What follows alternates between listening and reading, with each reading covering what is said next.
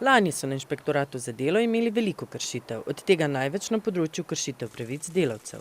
Največ kršiteljev je bilo na področju gradbeništva, v gostinskih nastanitvah in v sektorju trgovine. Zdaj, kršitve se zelo razlikujejo glede tudi na sam proces dela in če pogledamo in ločimo v bistvu delo na zasebni sektor in javni sektor, je v javnem sektorju nekako dosti več kršitev mobinga kot recimo v zasebnem sektorju.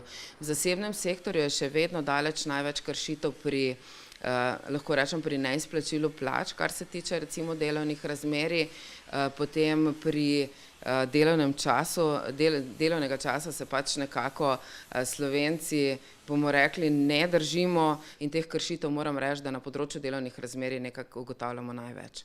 Opažajo, da se število prijav z leti povečuje. V preteklosti je bilo izredno malo prijav, ker so bili zaradi težke gospodarske situacije delavci primorani vztrajati pri istem delodajalcu.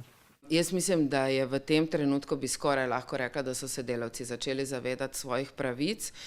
Kršitev delodajalcev je še vedno absolutno preveč. Mogoče so se zmanjšale določene kršitve, ki so bile v krizi zelo izpostavljene, so se pa nekako začele povečevati druge kršitve.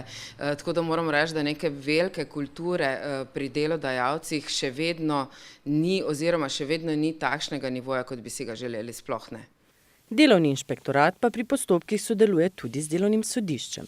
Iz mariborskega delovnega sodišča so nam sporočili, da beležijo konstantno rast prijavljenih kršitev, v lanskem letu pa so obravnavali 782 tožbenih zahtevkov.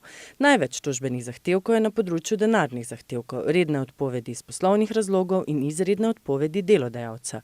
Sodišče je rešilo 690 zadev, v postopku alternativnega reševanja sporov, tako imenovane mediacije, pa je bilo rešenih 10% zadev.